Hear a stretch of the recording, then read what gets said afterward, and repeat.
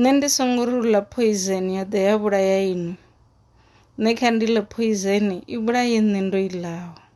Na inwi ni songo ri no ḽa poison ya ḓe ya vhulaya nṋe kha i vhulaye inwi no i ḽaho.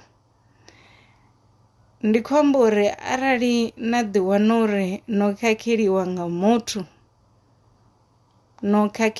muthu kana muthu o ni khakhisa o ni bvisa nḓilani, ni songo ḓi blame. Inwi no vha ni sa zwiḓivhi zwo ri uḽa muthu u khou ni pulanela vhuvhi. Inwi no ya kho muthu ni khou mu trust nga mbilu yanu yoṱhe, which is good. Ri funa uri ri fulufhele vhaṅwe vhathu. Zwino musi vhathu vho no ri fara nga nḓila i si ya vhuḓi ri songo ḓi blame ra thoma u sedza riṋe vhaṋe uri what's wrong with me. A huna tsho khakheaho nga inwi. Mukhakhi ndi hoyo we a ni pulanela ini ni sa zwiḓivhi zwori hu na muthu ane a khou ni pulanela vhuvhi. Arali soko ni sedza ri a tshi ḓivhi, a tshi khou vhuya tsha ḓivha tshithu ni a ḽi ḓivhi tshithu, a khou ḓivhi tshithu, ha ḓivhi tshithu. After I'm done with them kana a soko ri hai what they don't know won't kill them. Muthu a khou ni pulanela zwithu si zwavhuḓi zwine inwi ni tshi ḓo zwi wana na pfha uri ni nga si kone u tshila nazwo, zwine ini na ri ni tshi zwi wana arali ni songo zwi humbula zwavhuḓi na ḓo ḓi blame na ri it's my fault. Hu si fault yanu. Ni songo ḓi blame, ni songo khakha, ni songo hwala vhuḓifhinduleli ha muṅwe ha zwe a ita na vho vhu ita haṋu. Ndi zwone zwine musi no khakheliwa nga muthu ane a nga vha a partner yaṋu a nga ni manipulate a ri nṋe ndi khou dzhola ngori tshigede inwi no ita tshigede na tshigede, kana nṋe ndi khou dzhola ngori inwi a ni iti tshigede na tshigede. No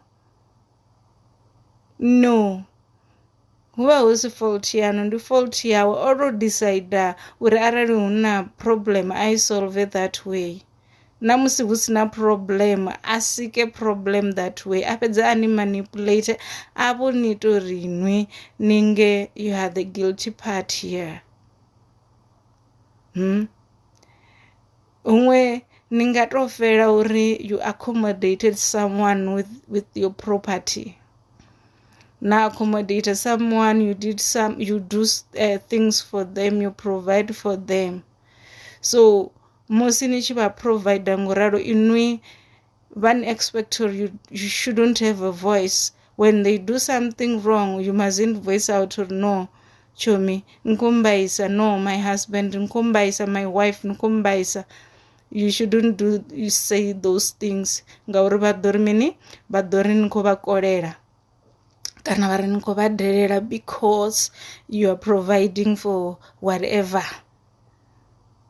Iba I manipulation, iba isi fair, because someone will just expect you to keep quiet. Vhone vha tshi khou ita zwithu zwi si zwavhuḓi. Hezwinoni musi inwi ni tshi zama vho ḽi ṱaisa vha vho ḽi twista havha inwi o ita mini o khakhaho. Zwino muthu na muvhona uri una maitele o raloho ni songo tshapa nga mbiluni. Just let them say whatever they are saying.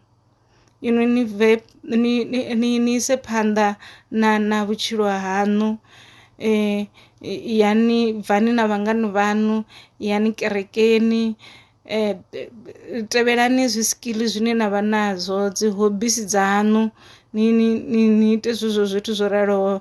Ni bve kha muthu o raloho ane a khou tshila nga nḓila i si yavhuḓi. Ni songo tenda poison ine a vha nayo, vhutulu vhune a vha naho vhu tshi ḓa ha vhuṱungu vhune a vha naho vhu tshi ḓa ha spreader kha muvhili waṋu na muhumbulo waṋu na system dzaṋu. Don't let them. Ni vha vhetshele at arm's length. Ni songo vha sendedzela tsini because ni vho zwi ḓivha uri zwine vha amba zwone ndi poison. They will be blaming you for anything and everything, and when they go out there vha ḓovha vha khou ni amba vha tshi ri houḽa u rasa badi, because they don't want to be questioned kha zwithu zwine vhavha vha tshi khou ni khakhela. Inwi ni khou funa u khakheliwa na fhumula. Is that fair?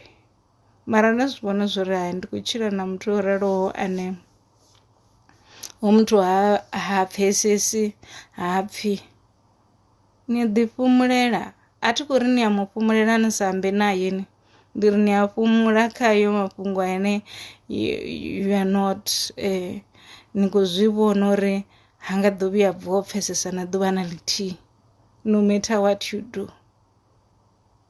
Uri vhutshilo vhu leluwe na bva khazwo,